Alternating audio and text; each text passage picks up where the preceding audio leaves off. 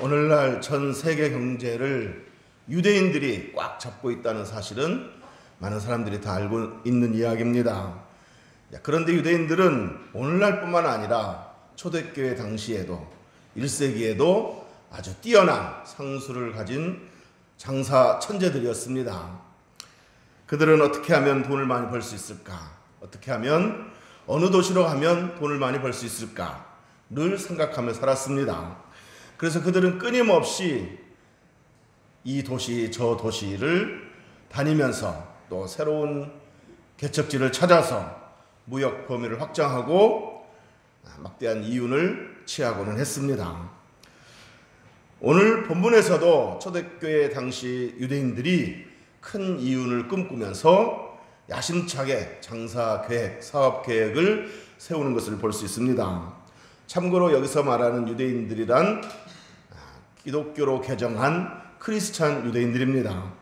자, 이들의 야심찬 장사 계획이 뭔지 한번 13절을 읽어보겠습니다. 우리 13절 다 같이 시작. 들으라, 너희 중에 말하기를 오늘이나 내일이나 우리가 어떤 도시에 가서 거기서 1년을 머물며 장사하여 이익을 보리라 하는 자들아. 아멘.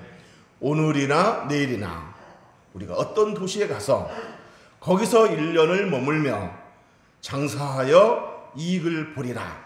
자, 이처럼 이들은 아주 야심찬 포부를 드러내며 장사 계획, 사업 계획을 세웠습니다. 자, 이들의 계획을 들어보면 꽤나 아주 주도 면밀하고 꼼꼼한 그 계획을 세운 것을 볼 수 있습니다.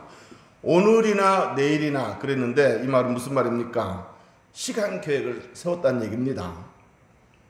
그리고 어떤 도시에 가서, 이 말은 어느 도시로 가서 장사를 해야 될지 장소를 결정했다는 이야기입니다. 또 1년을 머물며, 즉 타 도시에 나가서 얼마 동안 장사할 것인지 그 장사 기간을 정했다는 겁니다. 그 다음에 장사하여, 자, 이 말은 물론 이제 이 장사하여 이 간단하게 이렇게 한마디로 했지만은 여기에는 어떤 장사를 할지, 어떻게 장사할지 장사 방법도 이렇게 정했다는 이야기입니다. 그 다음에 이익을 보리라, 즉 1년 동안 장사해서 얼마를 내가 벌어야 되겠다, 내가 얼마까지를 벌어야 되겠다, 이렇게 매출 목표까지도 정했다는 이야기입니다. 이처럼 이들은 아주 신중하게, 꼼꼼하게, 주도 면밀하게 장사 계획을 세웠습니다. 자, 이들이 이처럼 장사 계획을 세웠다는 것은 잘한 일이죠. 아주 잘한 일입니다. 왜냐하면 장사하기 위해서는, 제대로 장사하기 위해서는 계획을 잘 세워야 됩니다. 계획하지 않고 무조건 그냥 장사에 뛰어들면 실패하기가 쉽습니다. 그러므로 이들이 미리 계획을 세웠다는 것은 아주 칭찬할 만한 일입니다. 자, 그런데 본문을 보면 야고보 사도는 이들의 계획에 문제가 있다고 지적을 합니다. 물론 계획하는 것 자체가 나쁘다고 말한 건 아닙니다. 계획 자체를 나무라는 건 아닙니다. 혹은 장사에서 어떤 이득을 보리라, 이윤을 보리라, 이익을 남기는 건 지극히 정상적인 일입니다. 그러면 뭐가 문제라는 겁니까? 뭐가 문제이길래 야고보 사도가 들으라 이렇게 말하면서 문제를 지적하는 거겠습니까? 자, 오늘 본문에서 야고보 사도가 이들의 계획에 문제가 있음을 두 가지로 지적을 했습니다. 이들의 계획에 문제가 있다고 지적하려고 하는 것은 그 내용은 두 가지라는 겁니다. 그 첫 번째는 이들의 계획을 세울 때 인간의 한계와 연약성을 깊이 인식하고 있지 않다라는 겁니다. 우리 14절 다 같이 한번 읽어보겠습니다. 시작. 내일 일을 너희가 알지 못하는도다. 너희 생명이 무엇이냐? 너희는 잠깐 보이다가 없어지는 안개니라. 아멘. 여기서 야고보 사도가 말하고자 하는 내용은 바로 이겁니다. 인간은 내일 일을 알지 못하는 존재다. 내일 일뿐만 아니라 당장 한치 앞을 내다볼 줄 모르는 게 인간이다. 그리고 인간은 잠깐 보이다가 없어지는 안개와 같은 존재다. 이렇게 말하고 있습니다. 그렇기 때문에 인간이 아무리 치밀하게 계획을 잘 세웠어도 그 계획대로만 이루어지지 않는다. 계획대로 이루어지는 것은 쉽지 않다라는 것을 지금 말하고 있는 겁니다. 여러분, 야고보 사도가 왜 이들에게 인간의 연약성, 인간의 한계를 언급하는 거겠습니까? 그것은 자기 열정만을 믿지 말라는 거죠. 자기 능력만을 믿지 말고 자만하지 말라는 겁니다. 시편 39편 4절에서 다윗은 이렇게 기도했습니다. 나 여호와여, 나의 종말과 연한이 언제까지인지 알게 하사 내가 나의 연약함을 알게 하소서. 나의 연약함을 알게 하소서. 이렇게 기도했습니다. 이 말은 나의 인생이 얼마나 짧은지, 그리고 내가 얼마나 연약한 존재인지 그것을 깊이 알게 해달라는 기도입니다. 왜 이런 기도가 필요하겠습니까? 여러분, 인간의 한계와 연약함을 깊이 인식하게 될 때 겸손하게 되고 주님을 의지하게 되고 주님께 기도하게 됩니다. 주님의 도움을 절대적으로 필요로 하게 됩니다. 본문에서 야고보 사도가 안타깝게 생각하는 게 바로 이겁니다. 내일 일도 알지 못하면서 한치의 앞을 내다볼 줄 모르면서 자신들의 열정만 믿고 능력만 믿고 가진 것만 믿고 기도 없이 주님의 도움 없이 그저 오늘이나 내일이나 어떤 도시에 가서 거기서 1년을 장사해서 이익을 보겠다는 이 모습이 참으로 안타깝다라는 겁니다. 사랑하는 성도 여러분, 우리도 다윗처럼 주님, 우리가 얼마나 연약한지를 알게 하옵소서. 이런 기도가 필요합니다. 왜? 우리가 연약하다는 것을 알게 될 때 당장 우리가 많은 것들을 계획할지라도 내일 일을 우리가 알지 못하기 때문에 그래서 겸손하게 되고 주님을 더 의지하게 되고 기도하게 되는 줄로 믿습니다. 그러므로 우리가 어떤 일을 계획할 때 기도부터 먼저 하고 또 그 계획을 실행해 나갈 때 늘 기도하면서 그 계획을 이루어 나가시기를 주님의 이름으로 축복합니다. 야고보 사도가 두 번째로 지적하고 있는 것은 바로 이겁니다. 이들의 계획에 문제가 있음을 지적하려고 하는 그 두 번째 내용은 바로 이겁니다. 우리 15절 읽어보겠습니다. 15절 시작. 너희가 도리어 말하기를 주의 뜻이면 우리가 살기도 하고 이것이나 저것을 하리라 할 것이거늘. 아멘. 너희가 도리어 말하기를, 그러니까 내일 일을 알지 못하는 너희들이, 한치 앞을 내다볼 줄 모르는 너희들이 이렇게 자기 열정만을 믿고 가진 것만을 믿고 어떤 자신의 능력만을 믿고 오늘이나 내일이나 어떤 도시에 가서 장사를 해서 1년 동안 장사해서 내가 큰 이득을 보리라 이렇게 말하는데, 너희 그렇게 말하면 안 된다. 도리어 이렇게 말해야 된다. 어떻게 말하라는 겁니까? 주의 뜻이면 우리가 살기도 하고 이것이나 저것을 하리라. 이렇게 말해야 된다는 겁니다. 그러니까 야고보 사도가 지적하려고 하는 것은 뭐냐면 너희들의 그 계획에 뭐가 빠졌다? 누가 빠졌다? 주님이 빠져 있다는 겁니다. 만유의 주인이시고 모든 역사의 주인이시고 인생의 주인이신 주님이 빠져 있다는 겁니다. 인간의 모든 생, 사, 화, 복을 주관하시는 그 주님이 빠져 있다는 겁니다.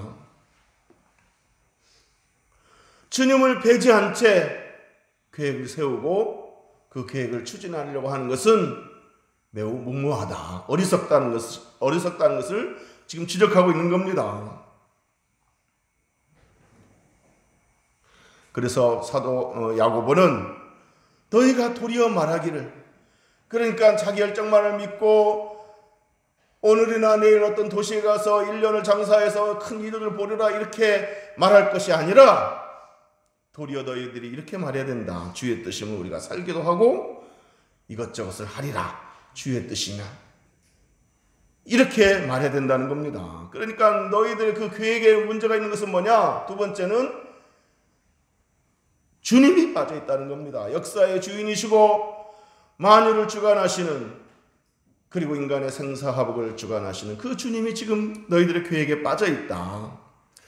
다른 사람들은 몰라도 예수 그리스도를 믿는 너희들은 그렇게 말하면 안 된다.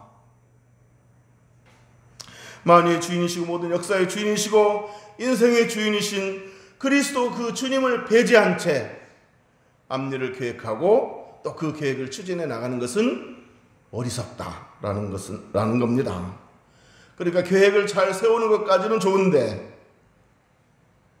주님 없이도 그 계획이 잘 될 거라고 믿는 너희들의 무모함이 안타깝다는 겁니다.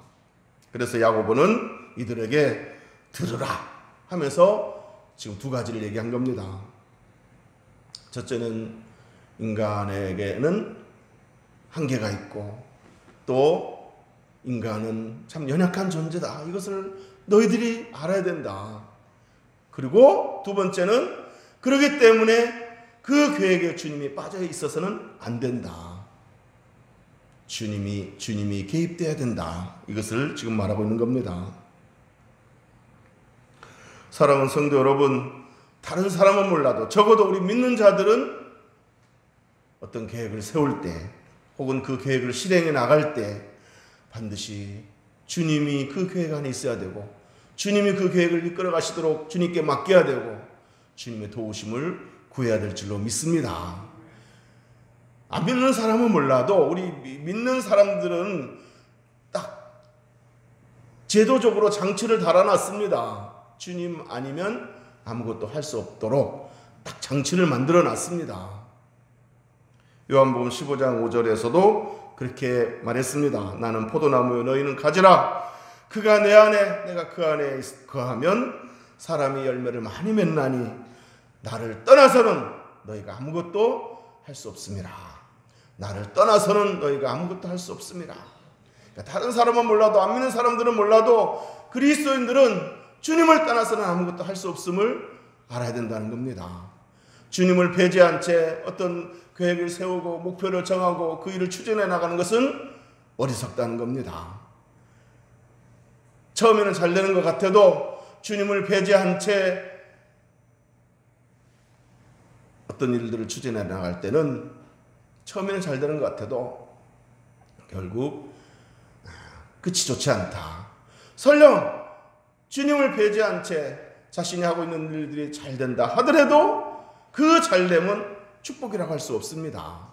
잘 되어도 뭔가 마음에 공허함이 있고 만족함이 없습니다. 야고보 사도는 또 이렇게 말했습니다. 16절 다 같이 읽어보겠습니다. 시작. 이제도 너희가 허탄한 자랑을 하니 그러한 자랑은 다 악한 것이라. 자신의 능력과 자신의 열정만을 믿고 주님 없이도 할 수 있다. 이런 태도는 허탄한 자랑이라는 겁니다. 잠언 27장 1절에 이렇게 말했습니다. 너는 내일 일을 자랑하지 말라. 하루 동안에 무슨 일이 날는지 네가 알 수 없음이니라. 내일 일을 자랑하지 말라. 그러니까 주님을 배제한 채 역사의 주인이시고 모든 우리의 앞일을 다 아시고 모든 그 인간의 생사복을 주관하시는 주님을 배제한 채 오늘이나 내일이나 내가 이렇게 하리라 라고 내일 일을 자랑하는 것은 그것은 허탄한 자랑이다. 왜? 하루 동안에 무슨 일이 날는지 알 수 없기 때문이다. 제가 전도사 시절에 제가 섬겼던 그 교회에 어느 집사님이 계셨는데 이분이 통닭 장사를 시작했습니다. 그때가 이제 80년대 중반인데 통닭 장사를 시작하셨는데, 그때 이제 통닭 장사가 한참 이제 막 붐이 일어나던 때였죠. 통닭 장사를 시작하면서 야심찬 포부를 드러냈습니다. 내가 몇 년 동안 열심히 장사해서 집을 장만하겠다, 이렇게 계획을 세우고 장사를 시작했습니다. 근데 장사가 잘 돼도 너무 잘 됐습니다. 정신없이 잘 됐습니다. 만들어야 되고 배달해야 되고, 이제 부부가 하는데, 오토바이로 배달하는데, 그러다 보니까 수요 예배도 빠지고 금요 기도에도 빠졌습니다. 전에는 잘 수요 예배도 나오고 금요 기도 열심히 나왔는데, 근데 담임 목사님이 이해를 해줬습니다. 그래, 장사를 하다 보면, 장사하는 사람이라면 뭐 어쩔 수 없지. 수요 예배도 빠질 수도 있고 금요 기도 빠질 수 있지. 그렇지만 주일 예배만큼은 빠지지 말라, 이렇게 이해를 하면서 권면해 줬습니다. 그런데 이분이 나중에는 너무 잘 되니까 또 주일날 손님이 또 많잖아요. 문을 닫을 수가 없는 거예요. 그래서 주일날까지 문을 열면서 이렇게 장사를 했습니다. 자, 그러던 어느 날 그러니까 뭔가 짐작이 가죠. 그러던 어느 날 이 집사님이 오토바이로 배달을 나갔는데 그만 자가용하고 부딪히는 충돌 사고가 일어난 거예요. 딱 부딪히는 순간 오토바이가 붕 뜨더랍니다. 공중에 붕 뜨는 순간 이 집사님 머릿속에 이 생각이 딱 떠오르더래요. 올 것이 왔구나. 올 것이 왔구나. 그러니까 이 집사님도 이러면 안 되는데, 주일까지 빠지면 안 되는데, 주님을 저버리면서 이렇게 하면 안 되는데 하는 생각이 늘 있었던 거예요. 근데 이렇게 오토바이 사고를 통해서 공중에 푹 뜨는 동안 탁 스치는 게 올 것이 왔구나, 이런 생각이 들더랍니다. 그래서 담임 목사님이 병문안을 갔습니다. 이제 담임 목사님이 병문안을 갔는데 이 집사님이 담임 목사님께 이렇게 말하더라는 겁니다. 목사님, 너무 시원합니다. 집장만이 늦더라도 주일은 범하지 말아야 되는데 이제야 정신을 차리게 됐습니다. 이제 정신이 번쩍 났습니다. 너무 시원합니다. 이렇게 말하더란 겁니다. 다행히 깨달았으니까 감사하죠. 잠언 16장 9절에 사람이 마음으로 자기의 길을 계획할지라도 그 걸음을 인도하시는 이는 여호와시니라 그랬습니다. 믿습니까? 서점에 가면 나는 희망의 증거가 되고 싶다라는 책이 있습니다. 간증책이 있습니다. 이 간증책의 주인공은 서준규라는 여인인데, 이 서준규 씨는 가난한 엿장수의 딸로 태어났습니다. 그렇게 가난한 어린 시절을 보낸 이 서준규 씨는 어렸을 때부터 이런 그 마음이 들었답니다. 이런 그 소원이 있었답니다. 자신처럼 가난한 사람들에게 희망의 증거가 돼서 다른 사람들에게 희망과 용기를 주는 사람이 되고 싶다, 이런 바람이 있었다고 합니다. 희망의 아이콘이 되고 싶다. 자, 그래서 가난을 이기기 위해서, 희망의 아이콘이 되기 위해서 열심히 가난하지만 이렇게 알바도 하면서 공부를 했습니다. 그리고 고등학교를 졸업하고 본격적으로 이제 공장 생활을 시작했습니다. 공장 생활을 열심히 몇 년 동안 하면서 돈을 모았습니다. 그러던 중에 미국에 가정부를 모집한다는 광고를 보고, 그래, 미국으로 진출해야지 하고서 공장 생활에서 열심히 모은 돈으로 모아가지고 그 돈을 가지고 미국으로 갔습니다. 미국 생활을 이렇게 시작한 서준규는 늘 주님께 기도했다고 합니다. 주님, 이 망망대해 주님이 붙잡아 주시지 않은 내가 어떻게 할 수 있겠습니까? 나를 인도해 주옵소서. 좋은 사람 만나게 하시고 내 길을 인도해 주옵소서. 내 꿈을 이루어 주옵소서 하고 늘 기도했다고 합니다. 주님 도움 없이는 나는 아무것도 할 수 없습니다 하면서 주의 도우심을 늘 간구하면서 미국 생활을 했습니다. 가정부 생활을 한 거죠. 자, 그러면서 이제 군 입대를 했습니다. 미국 직업군인으로 입대를 했습니다. 그러다가 또 이렇게 장교가 되었습니다. 그리고 이제 장교가 되면서 계속해서 학교를 다녔습니다. 하버드 대학교를 다니고 하버드 대학원까지 졸업을 했습니다. 박사학위까지 받았습니다. 대단한 거죠. 그리고 지금은 그녀가 소원하는 대로 희망연구소를 설립해서 희망연구소 소장으로 이렇게 전국을 다니면서 강연도 하고 또 교회에 다니면서 간증도 하고는 했습니다. 다니엘 기도회에서도 이분이 간증을 했다고 합니다. 제가 그 간증은 듣지 못했습니다만은, 사랑하는 성도 여러분, 우리도 늘 이렇게 고백해야 됩니다. 주님 없이는 아무것도 할 수 없습니다. 날마다 순간마다 주님의 은혜가 필요합니다. 지금까지도 주님 은혜로 살아왔고 앞으로도 주님의 은혜가 절대적으로 필요합니다. 나는 연약한 존재입니다. 주의 강하심이 내 연약함 속에 계셔서 내 앞길을 인도하시고 내 삶을 붙들어 주옵소서라고 기도해야 될 줄로 믿습니다. 주님이 하셔야만 됩니다. 내 힘과 내 노력만으로는 안 됩니다. 주님이 하셔야 됩니다. 주님이 앞서가셔야 됩니다. 주님이 이끄셔야 됩니다. 주님이 길을 여셔야만 됩니다. 주님이 내 건강 지켜주셔야만 됩니다. 내가 아무리 노력해도 건강이 허락되지 않으면 어떻게 일할 수 있겠습니까? 날마다 주님의 도우심을 구하는 저와 여러분 되시기를 주의 이름으로 축복합니다. 잠언 3장 5절 6절에 너는 마음을 다하여 여호와를 의뢰하고 네 명철을 의지하지 말라. 너는 범사의 그를 인정하라. 그리하면 너의 길을 지도하시리라.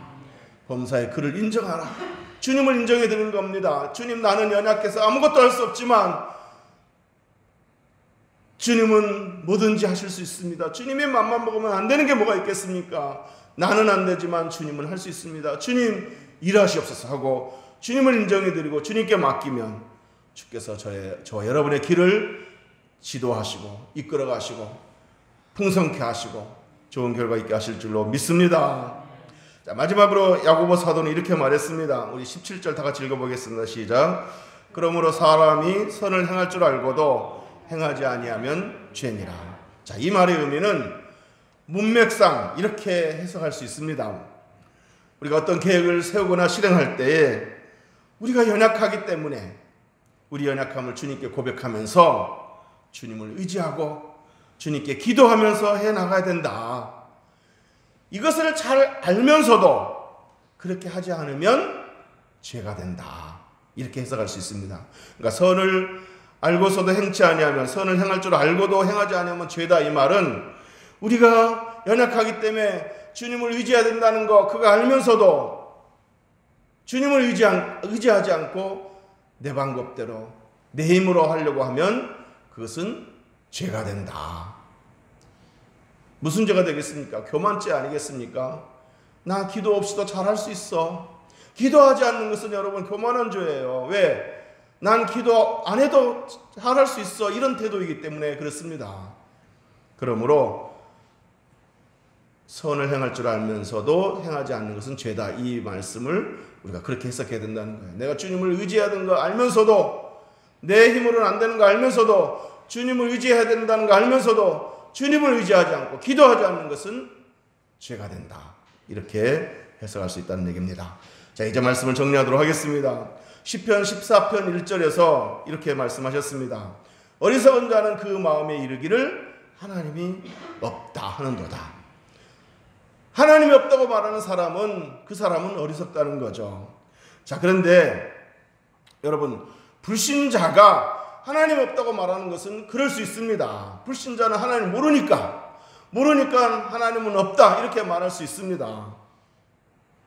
그런데 하나님을 알고 있는 저와 여러분이, 하나님을 믿는 저와 여러분이 하나님이 없다고 말한다면 그건 불신자보다 더 어리석은 사람입니다. 물론 우리가 우리 입으로 직접 하나님 없다 이렇게 말하지는 않겠죠. 우리가 믿는 바가 있으니까, 하나님을 믿고 있으니까 우리 입으로는 하나님 없어 이렇게 말하지는 않겠죠. 그렇지만은 우리 입으로는 하나님은 살아계신다 이렇게 말하면서 행동으로는 하나님이 없는 것처럼 행동할 때가 있다는 거예요. 무슨 얘기냐? 오늘 말씀과 연관지어서 생각해본다면, 오늘 본문과 연관지어서 생각해본다면 하나님이 나의 삶의 주인이라고 말하면서, 하나님 인간의 생사화복을 주관한다고 입으로는 고백하면서 우리가 세운 어떤 계획에 하나님이 빠져 있고 하나님이 배제되어 있다면 그건 하나님이 없는 것처럼 행동하는 거라는 거죠. 말로는 하나님은 살아계신 하나님, 전능하신 하나님, 인간의 생사화복을 주관하신 하나님, 이렇게 말로는 하지만 실제로 우리 삶 속에서 기도하지 않고 하나님을 의지하지 않고 내 힘으로만 하려고 한다는 것은 그건 하나님이 내 행동으로 하나님이 없다고 말하고 있다는 거죠. 그런 거랍니다. 그런 거라는 겁니다. 그런 태도라는 겁니다. 여러분, 불신자가 하나님 없다고 말하고 그렇게 사는 것보다 신자가 하나님을 알고 믿으면서도 하나님을 믿으면서도 하나님이 없는 것처럼 행동하는 것은 더 어리석은 겁니다. 어리석은 자는 하나님 없다 이렇게 말했다고 이렇게 했는데 시편에서 하나님을 알고 있는 저와 여러분이 하나님이 없는 것처럼 행동한다면 불신자보다 더 어리석다는 얘기입니다. 사랑하는 성도 여러분, 우리가 무슨 계획을 세우든지 무슨 일을 하든지 우리 입으로 하나님의 존재를 시인하고 우리 입으로 하나님의 능력을 고백하고 우리 입을 열어 하나님 도와주옵소서라고 기도할 뿐만 아니라 우리 행동으로도 하나님의 존재와 능력과 그 신실하심을 인정해드리고 의지하고 기도할 수 있게 되기를 주의 이름으로 축복합니다. 날마다 순간마다 주의 은혜가 필요하고 주의 도우심이 필요하다고 고백할 수 있기를 주의 이름으로 축복합니다. 주님 없이는 아무것도 할 수 없습니다. 주님이 하셔야만 됩니다. 주님이 도와주셔야만 합니다. 지금까지도 주의 은혜로 살아왔습니다. 앞으로도 주의 은혜가 필요합니다. 이렇게 고백하고 기도하는 저와 여러분 될 수 있기를 주의 이름으로 축복합니다. 기도하겠습니다.